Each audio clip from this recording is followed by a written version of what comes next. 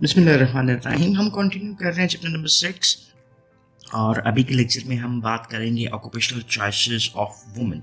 Last lecture में हमने बात की कि किस तरह से social and cultural influence individual की ऑक्यूपेशनल चॉइस के ऊपर असरअंदाज होता हुआ नज़र आता है। उसमें पर्सनल करेक्टरिस्टिक्स और एनवायरनमेंट के सर्टन फैक्टर्स इन्वॉल्व होते हैं जो कि इंडिविजुअल्स को डायरेक्शंस दे रहे होते हैं। इसके बाद उस इंडिविजुअल की पास्ट एंड प्रेजेंट जो है वो भी एक इम्पॉर्टेंट रोल प्ले कर रहा होता है in making decisions regarding career. Past में हम family of origin, social class, income और प्लेसेस ऑफ रेजिडेंस को इन्फ्लुएंशियल फैक्टर्स कंसिडर करते हैं और present also includes the economic, political and cultural climate जिसमें वो इंडिविजुअल अपनी लाइफ स्पेंड कर रहा होता है। अभी हम बात करते हैं ऑक्यूपेशनल चॉइस ऑफ वुमेन के ऊपर। There is always a difference between the career choices of males and females और रिसर्च भी इसको सपोर्ट करती हुई नजर आती है।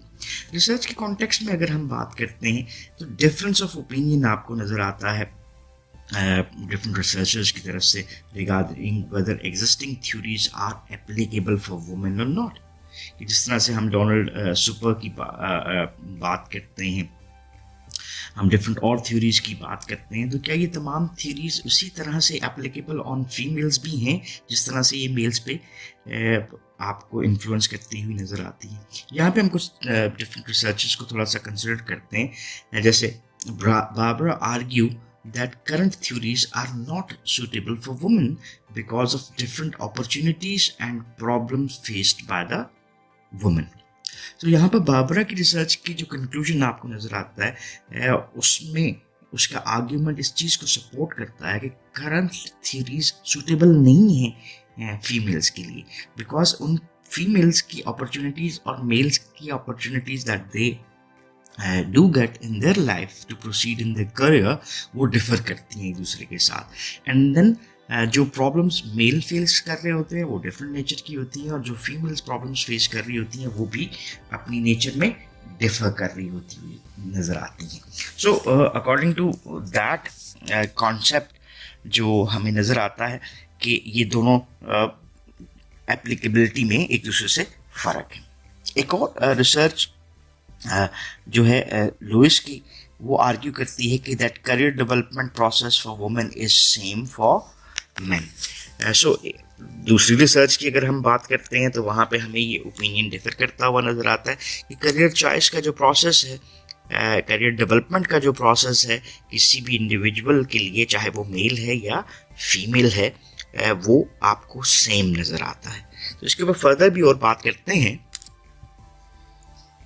सो नेक्स्ट हमारे पास जो फर्दर इसमें डिटेल पे बात बनती है वो है कि फंडामेंटल डिफरेंसेस आपको नज़र आते हैं व्हेन एंड जब आप मैन एंड वुमेन की ऑक्यूपेशनल डिसीजन अप्रोच की बात करते हैं। डिसीजन अप्रोच किसी भी इंडिविजुअल की, मेल और फीमेल की, उसकी साइकी के साथ रिलेट करती हुई नज़र आती है कि हम अपने मेंटल प्रोसेसेस में क्या हैं। इसमें कुछ बातें हैं जो कि हमारी ओवरऑल इन सारे एक्सपीरियंसेस को फर्दर इन्हांस करती हुई नज़र आती हैं कि whenever an individual is making occupational choice, वहाँ पे स्टीरियोटाइपिंग एक इम्पॉर्टेंट रोल प्ले करती है। पहला फैक्टर जिस पे हम बात कर रहे हैं that is many occupations sex stereotype, कि एक इंडिविजुअल की परसेप्शन ये हैं कि जो जेंडर वाइज अगर हम बात करें तो ये professions are possessed by either men और these are suitable by women. Just example एक छोटी सी बात कर लेते हैं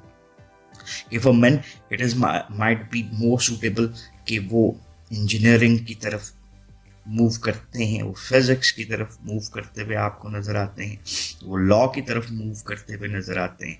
वुमेन नर्सिंग किसका शोबा है? फीमेल्स का है। सो ये जो एक जेंडर और सेक्स स्टीरियोटाइपिंग है ये आपको अपनी सोसाइटी में एक कॉमन प्रैक्टिस के तौर के ऊपर नज़र आती है। और पास्ट की अगर हम बात करते हैं, 80s 90s की बात करते हैं, तो ये जेंडर स्टीरियोटाइप जो है वो आपको ज़्यादा इन्हांस्ड फॉर्म में नज़र आता है। देयर आर सर्टेन रिसर्चेस जो इसको सपोर्ट करती हैं कि इन रिसेंट टाइम्स ये जेंडर स्टीरियोटाइपिंग निस्बतन रिड्यूस होती हुई आपको दिखाई देती है, but people still believe that there are few professions which are for males and there are few professions for which more suitability is there with the females.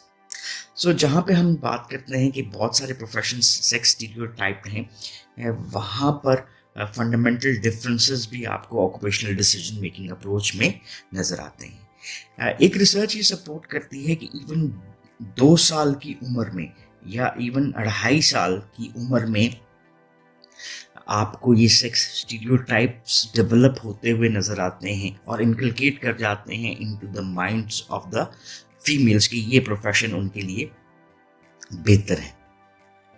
So, यही चीज़ influence करती हुई आपको दिखाई देती है कि जब वुमेन्स की बात आती है तो they select from a much narrower range of alternatives than men. ये जो स्टीरियोटाइप्स हैं, जैसे फॉर इंस्टेंस मैंने अब एग्जांपल्स लिखी तो हमारे पास ये 3 एग्जांपल्स आपको नज़र आ रही हैं और ये एक एग्जांपल नज़र आ रही है. और इन रियलिटी में अगर बात करते हैं तो there are lesser professions which are there for females in comparison with the males. जैसे फॉर इंस्टेंस अगर मैं बात करता हूं तो एक stereotype army, air force,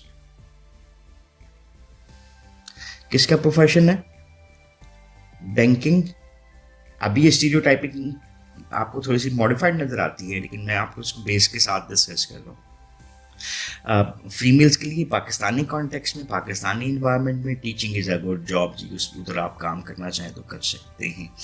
and nursing तो एक जनरल ओवरऑल वर्ल्ड वाइड एक स्टीरियोटाइप है कि फीमेल्स आर बेटर और उनके लिए ये प्रोफेशन आपको नज़र आता है. पाकिस्तान की अगर हम बात करते हैं तो लॉ इज़ फॉर मेल्स, लेकिन अब आपको ये स्टीरियोटाइप थोड़ा सा मॉडिफाइड फॉर्म में मिलता हुआ नज़र आता है, वे more and more females are moving towards their education of law and then practice of law as well. ये चीज़ हमें प्रोसीड करती है कि lower level and less prestigious occupations and positions than men. So researchers इस चीज़ को भी support करती हुई नजर आती हैं कि आपको जो प्रोफेशन ज़्यादा प्रेस्टिजियस नेचर के हैं वो आपको फिक्स नज़र आते हैं विद द मेल्स, और lesser prestigious occupations are fixed towards the females to choose from. And then selection of restricted and stereotyped occupational alternatives. जैसे हमने पहली एग्जाम्पल में बात की कि इंडिविजुअल जब भी अपने लिए स्टीरियोटाइप्स डेवलप करते हैं तो उस कॉन्टेक्स्ट में उनके लिए नैरोअर ऑप्शंस आपको मौजूद नज़र आते हैं. So females are selecting more restricted and stereotyped occupational alternatives, और उसी में वो अपने आप को ग्रूम करती हुई भी दिखाई दे रही होती हैं. So that's the phenomena which is prevalent as a whole, और जनरली हमने इसको थोड़ा सा पाकिस्तानी कॉन्टेक्स्ट में भी डिस्कस करने की कोशिश की है. So ये वो फंडामेंटल डिफरेंसेस थे जो आपको गाइड करते हुए नजर आते हैं man and women occupational decision approaches को. इससे आगे चलते हैं और बात करते हैं ऑक्यूपेशनल चॉइस ऑफ वुमेन के ऊपर कि what are the reasons why women still choose to enter traditional female dominated occupations. कि वो क्या रीजंस हैं जो कि आपको गाइड करती हैं कि फीमेल्स का उन ऑक्यूपेशंस को चूज करना जो कि लेसर आपको चैलेंजिंग नज़र आते हैं, लेसर पेड नज़र आते हैं. सो इसको हमने ट्रेडिशनल या फीमेल डोमिनेटेड ऑक्यूपेशंस कह दिया, और उन्हीं को वो क्यों चीज़ चूज़ करती हुई नज़र आती हैं. डिफरेंट रिसर्चेस उसके ऊपर की गई और उसमें कुछ पॉसिबल रीजंस को डिस्कवर किया गया, और वो उसमें पहला रीज़न रिवॉल्व करता है around relationship between work and family. For instance अगर हम एक concept of work life balance देखते हैं तो there is a necessary element कि हमने ये वर्क और ये लाइफ में क्या क्रिएट करना है, एक बैलेंस क्रिएट करना है. और उसमें रिसर्चर्स इस चीज़ को सपोर्ट करती हैं कि मेल की responsibility towards home are lesser than the responsibilities of females. यानी हम क्या समझते हैं कि जो हमारा एक सोशल सेटअप है उसमें males are there to earn money and females are there to support the home. So ये relationship between work and family influence होता है इन चीज़ों से कि एक individual female if she is going opting for a job तो उसकी other responsibilities of running a family और होम वो भी उसकी रिलेट करती हुई नज़र आती हैं. सो इंडिविजुअल वुमेन जो हैं उनकी चॉइसेस भी इसी बात से इन्फ्लुएंस होती हैं कि they want to go for those professions which are lesser challenging so that they can develop a balance between the work and family life. ये एक बुनियादी आपको रीजन नजर आता है। देन रिसर्च के हवाले से सेल्फ परसीव्ड कॉम्पिटेंस, रिसर्च ये सपोर्ट करती है कि मेल्स अपने आप को ज़्यादा कॉम्पिटेंट समझते हैं और females are more in a thought process कि वो उतनी कॉम्पिटेंट नहीं है। सो कॉम्पिटेंट होना is all related with concept of self efficacy, self belief. यानी एक इंडिविजुअल जो कि मोर सेल्फ एफिकेसी रखता है उसकी सक्सेस के chances are higher than those who have a lower self efficacy.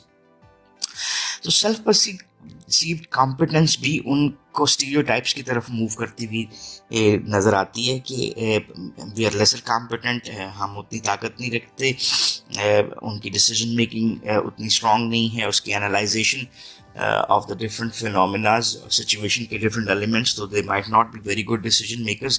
ये self perceived competencies और उसमें अपने आप को लो ग्रेड करना भी जो है वो गाइड कर रहा होता है इंडिविजुअल्स के डिसीजन को।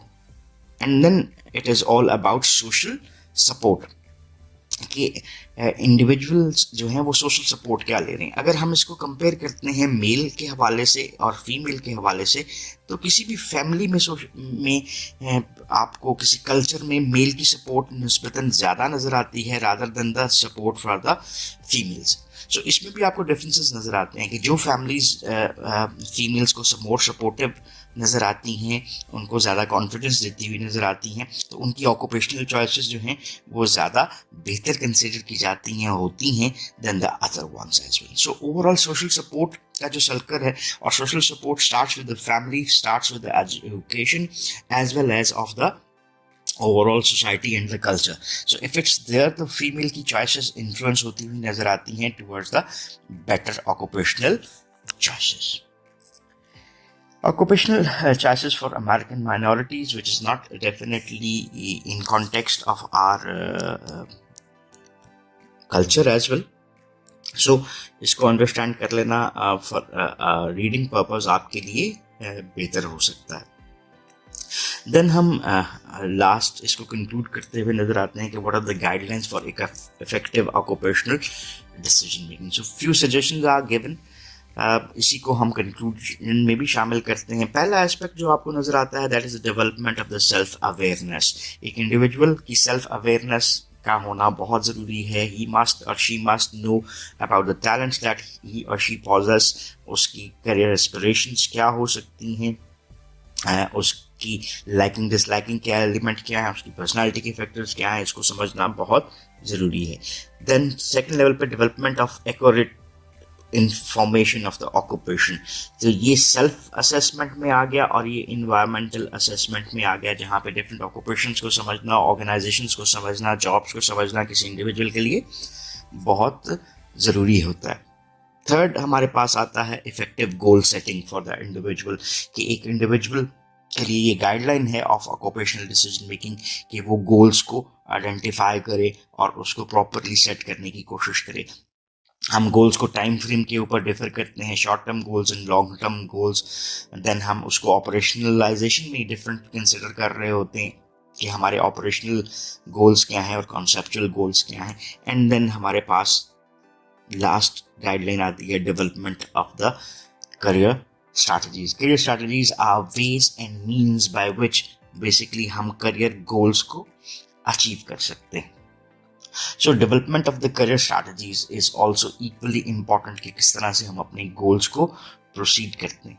और measurement of effectiveness of those strategies is also important because हमने इस कॉन्टेक्स्ट में पहले भी बात की कि there is no single strategy जो कि हमें डेस्टिनेशन के ऊपर लेकर जा सकती है। We also and always should be developing the